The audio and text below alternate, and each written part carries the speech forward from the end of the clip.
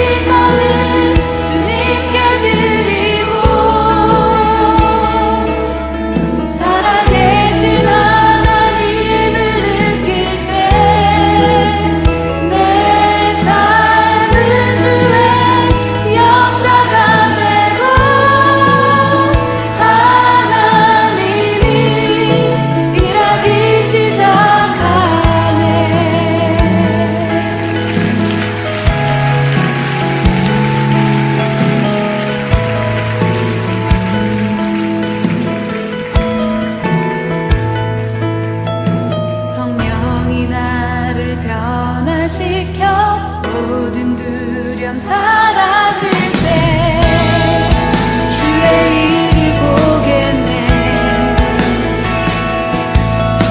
황폐한 땅 한가운데서 주님만을 알게 되리. 주님을 볼 때 모든 시선을 주님께 드리고 살아계신 하나님을 느낄 때 내 삶은 주의 역사가 되고 하나님이 일하기 시작하네. 모든 시선을 주님께 드리고 살아계신 하나님을 느낄 때 내 삶은 주의 역사가 되고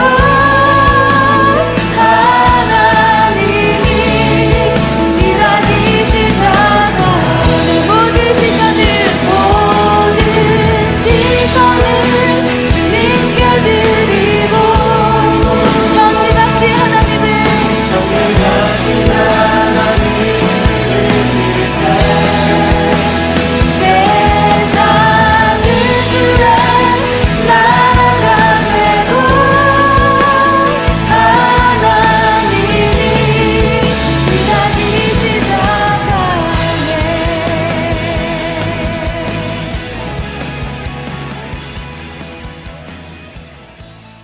이제 함께 말씀을 보겠습니다. 오늘은 예레미야 40장 7절부터 16절입니다. 7절 제가 먼저 읽습니다.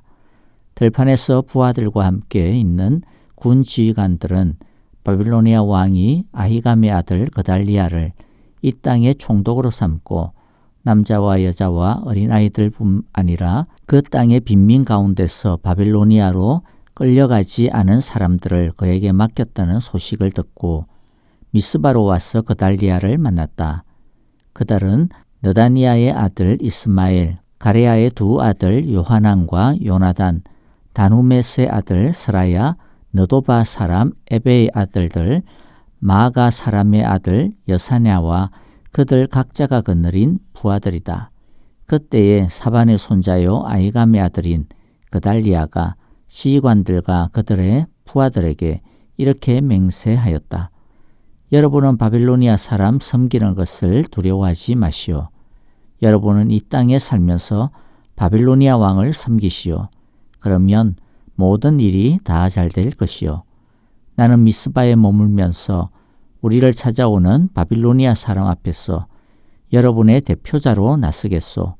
그러니 여러분은 어느 성읍이든지 차지하고 거기에서 포도주와 여름과일과 기름을 모아 여러분의 그릇에 저장하면서 살도록 하시오. 모압과 암몬의 자손과 에돔과 그 밖에 여러 나라에 흩어져 있는 모든 유다 사람도 바빌로니아 왕이 유다 땅에 사람들을 남겨두었으며 사반의 손자요 아이감의 아들인 그달리아를 그들의 대표자로 세워놓았다는 소문을 들었다. 그래서 흩어져 있는 유다 사람들도 모두 자기들이 살던 곳에서 돌아와서 유다 땅 미스바의 그달리아에게로 갔다. 그리고 그들은 포도주와 여름 과일을 아주 많이 모았다. 그런데 가레아의 아들 요하난을 비롯하여 들판에 있는 군 지휘관들이 모두 미스바의 그달리아에게 와서 그에게 이렇게 말하였다. 암몬 사람의 왕 바알리스가 총독님의 목숨을 빼앗으려고 느다니아의 아들 이스마엘을 보냈다는 것을 전혀 모르고 계십니까? 그러나 아이감의 아들 그달리아는 그들의 말을 믿지 않았다. 그 뒤에 가레아의 아들 요하난은 미스바의 그달리아에게 은밀히 이렇게까지 말하였다. 제가 아무도 모르게 가서 느다니아의 아들 이스마엘을 죽이겠습니다. 허락해 주십시오. 그가 총독님을 살해하면 지금 총독님께 모여있는 모든 유다 사람이 다시 흩어지고 이렇게 살아남은 유다 사람들마저 멸망하고 말 것입니다. 그러나 아이감의 아들 그달리아는 가레아의 아들 요하난에게 이렇게 대답하였다. 그대는 그런 일을 해서는 안 돼요. 그대가 이스마엘에 대하여 한 말은 사실일 리가 없소. 아멘. 전쟁은 끝이 났습니다. 그러나 그 결과는 참혹했습니다. 바벨론의 거센 공격을 30개월이나 버텨냈던 천의 요새 예루살렘 성은 흔적도 없이 파괴가 되었습니다. 하나님의 도성, 하나님의 집이라고 불리던 성전은 불타버리고 다 허물어졌습니다. 그것과 함께 이스라엘의 자긍심도 허물어졌습니다. 쓸만한 사람들은 죽임을 당하거나 바빌로니아로 끌려갔습니다. 바벨론은 아무 힘도 없고 가진 것도 없는 사람들 소수만을 남겨두었을 뿐입니다. 철저하게 파괴하였습니다. 다행히도 바빌론이 남은 사람들을 잘 관리하도록 세운 총독 그달리아는 아주 현명한 사람이었습니다. 이 남은 사람을 이끄는 사람이 그나마 믿음의 사람이요 시세를 아는 사람이라는 것이 유다의 남은 희망이라고 할 수 있었습니다.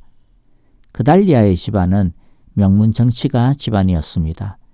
거기에다가 하나님의 말씀을 신실하게 따르려는 집안이기도 했습니다. 그달리아의 아버지 아이감은 예레미야가 위기에 처했을 때 예레미야의 편에 서서 그를 도와주었던 인물입니다. 그달리아는 유다 총독이 되어 빠르게 혼란스러운 나라의 상황을 안전시켜 나갑니다. 그러자 바빌론에 의해 뿔뿔이 흩어져 있었던 패잔병들과 인근 나라로 피신해 있었던 사람들이 그달리아의 미처로 다시 모여들기 시작을 합니다. 다른 귀족들이나 군 지휘관들이 그의 미처로 모여들었던 것을 보면 그가 어려운 시기들을 상당히 잘 대처해 나가고 헤쳐나가고 있었음을 알 수가 있습니다. 그달리아는 모여든 사람들에게 자신의 중요한 세 가지 정책을 설명합니다. 하나는 앞으로는 바벨론에 대항하지 않겠다라고 하는 것이었습니다. 이것은 현실적으로 바벨론에 더 이상 대항하는 것이 얼마나 무모한 것인지 잘 인식했을 뿐만 아니라 이때까지 예레미야를 통해 하나님께서 말씀하신 그 말씀을 따르고 순종하겠다라고 하는 그러한 뜻이 또 크기도 합니다.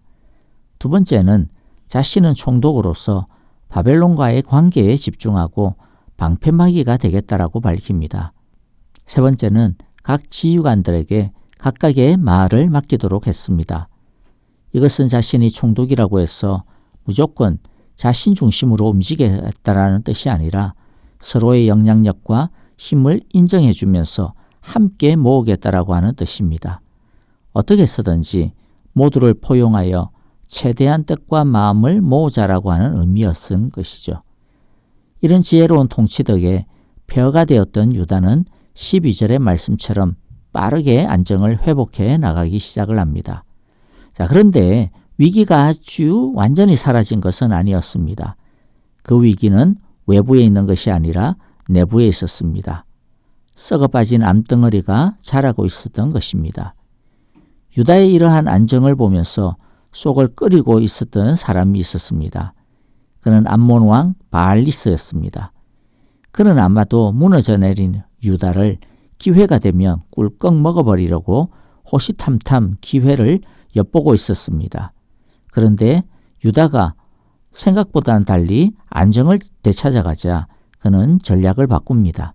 그것은 그달리아의 정책에 반감을 가지고 있었던 유다 지도자를 부추겨서 그달리아를 제거하는 것이었습니다. 그달리아가 유다를 통치하는 총독이 된 것, 또 그달리아의 친바빌론 정책 등에 반감을 가지고 있었던 유다 왕족 출신인 이스마엘이라고 하는 사람과 결탁을 하여 그를 부추깁니다. 다행히 이러한 불순한 움직임은 여러 유다의 군 지휘관에 의해서 파악이 되고 있었습니다. 그래서 요하난을 비롯해서 여러 군 지휘관들이 그달리아를 직접 찾아와 암몬 왕 바알리스와 이스마엘의 계략에 대해서 경고를 합니다. 그리고 요하난은 자신이 은밀히 이스마엘을 제거할 수 있도록 허락해달라고 요청을 합니다. 하지만 그달리아는 이들의 경고를 심각하게 받아들이지 않았습니다. 아마 지휘관들 사이에 일어나는 다툼이나 알력 정도로만 생각하지 않았나 싶습니다. 비록 자신을 반대하는 사람이라도 최대한 포용하려고 하는 그달리아의 선의는 좋은 것이었지만은 그러나 좋은 뜻과 마음을 가지고 있다고 해서 그것이 전부는 아닙니다. 오히려 그 선의를 악용하려고 하는 악도 있기 때문에 악이 준동하지 못하도록 미연에 방지하는 것도 굉장히 중요한 역할이 될 것입니다. 그달리아의 선의는 결국 점증하는 위기를 제대로 파악하지 못하고 대처하지 못하게 만드는 결정적인 배착이 되고 맙니다. 말씀을 마무리하면서 몇 가지 묵상하고 적용해 보도록 하겠습니다. 첫째, 늦은 것 같아도 포기하지 않고 하나님의 말씀을 붙들면 다시 기회는 있다라는 것입니다. 그달리아는 완전히 망해버린 유다이지만은 포기하지 않았습니다. 그는 늦었지만 하나님의 말씀을 붙들었습니다. 그러자 하나님은 그를 중심으로 다시 유다를 일으키기 시작하셨습니다. 폐허가 된 땅에서 다시 그들은 포도주와 여름 과일을 아주 많이 모을 수 있었습니다. 하나님은 늦은 것 같아도 다시 회개하고 돌이키면 은혜를 베풀어 주십니다. 예수님께서 말씀하셨듯이 하루가 다 저물어가는 오후 5시에 일하러 들어온 일꾼에게도 동일하게 하루치 품삯을 챙겨주시는 선한 주인이 바로 하나님이십니다. 그러므로 늦은 것 같더라도 다시 하나님께 돌아갑시다. 순종합시다. 그러면 풍성한 열매를 주실 것입니다. 두 번째는 악은 호시탐탐 우리를 노리고 있다라고 하는 것을 잊지 말아야겠습니다. 암몬 왕 바알리스와 유다 왕족 이스마엘은 그달리아의 성공을 무너뜨리려고 합니다. 이스마엘은 친구의 얼굴로 왔지만 그러나 실상은 엄용한 칼날이었습니다. 예수님은 사탄을 거짓의 아비라고 하였습니다. 광명한 천사의 얼굴을 가졌지만 그러나 그 속은 거짓입니다. 우리도 우리를 넘어뜨리려고 하는 거짓의 친구가 우리 주위에 있음을 잊지 말아야 합니다. 이 세상의 즐거움, 안일함, 편안함, 미소, 부유함 이런 것 자체가 악은 아니지만 그러나 악은 그 웃음 뒤에 조용히 숨어서 다가온다라고 하는 것을 잊지 말아야 할 것입니다. 그달리아는 잘 안정되어가는 유다의 모습을 보면서 잠시 안일한 생각에 빠지지 않았나 싶습니다. 괜히 긁어부스럼 만들까봐 걱정했을 수도 있습니다. 그러다 보니 정작 보아야 할 것은 보지 못하고 말았습니다. 그달리아가 자기 옆에 있었던 예레미야를 찾아가서 하나님의 뜻을 물어보기만 했으면 달라지지 않았을까요? 그만큼 그달리아는 안일하게 현 상황을 대처하고 있었다라고 하는 뜻이 될 것입니다. 예수님은 우리에게 비둘기처럼 순결하고 뱀처럼 지혜로워야 한다고 하셨습니다. 나만 선하고 좋은 의도를 가지고 있는 것만으로 충분하지 않습니다. 우리는 말씀과 성령으로 분별할 수 있어야 합니다. 진짜 천사와 위장한 천사를 구별할 수 있는 지혜를 주시도록 우리 이 시간 함께 기도하기를 바랍니다. 주님의 기도를 드리겠습니다. 하늘에 계신 우리 아버지, 아버지의 이름을 거룩하게 하시며 아버지의 나라가 오게 하시며 아버지의 뜻이 하늘에서와 같이 땅에서도 이루어지게 하소서. 오늘 우리에게 일용할 양식을 주시고 우리가 우리에게 잘못한 사람을 용서하여 준 것 같이 우리 죄를 용서하여 주시고 우리를 시험에 빠지지 않게 하시고 악에서 구하소서. 나라와 권능과 영광이 영원히 아버지의 것입니다. 아멘. 찬양과 더불어 기도하겠습니다. 선교사님들을 위하여 기도해 주시고요. 특별히 이번 주간 유닉수 선교사님과 코스타리카 선교를 위하여서 또 실버 선교회를 위하여 기도해 주시기 바랍니다. 아프신 성도님들을 위해서 기도하실 때도요. 또 특별히 우리 박윤경 전도사님, 정계자 전도사님, 진봉자 집사님을 위하여 기도해 주시고 김윤호 아기를 위하여서도 계속 기도 부탁드리겠습니다. 광명한 천사로 가장한 거짓을 분별할 수 있는 성령의 사람들이 다 되시기를 바랍니다. 안녕히 계십시오. 감사합니다.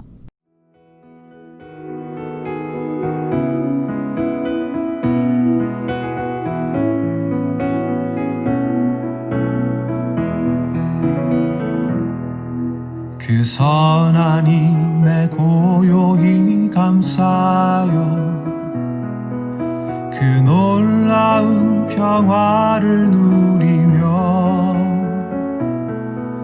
나 그대들과 함께 걸어가네. 나 그대들과 한 해를 여네. 지나가 넘을 어둠의 날들이 무겁게 내 영혼 짓눌러도 오 주여 우릴 외면치 마시고 약속의 구원을 이루소서. 그 선한 힘이 우릴 감싸시니 믿음으로 일어날 일 기대하네. 주 언제나 우리와 함께 계셔 하루 또 하루간을 새로워 주께서 밝히신 작은 촛불이 어둠을 헤치고 타오르네. 그 빛에 우리 모두 하나 되어 온 누리에 비추게 하소서. 그 선한 힘이 우릴 감싸시니 믿음으로 일어날 일 기대하네. 주 언제나 우리와 함께 계셔 하루 또 하루간을 새로워 이 고요함이 깊이 번져갈 때 저 가슴 벅찬 노래 들리네. 다시 하나가 되게 이끄소서. 당신의 빛이 빛나는 이 밤, 그 선한 힘이 우릴 감싸시니 믿음으로 일어나릴 기대하네. 주 언제나 우리와 함께 계셔. 하루 또 하루가 늘 새로워.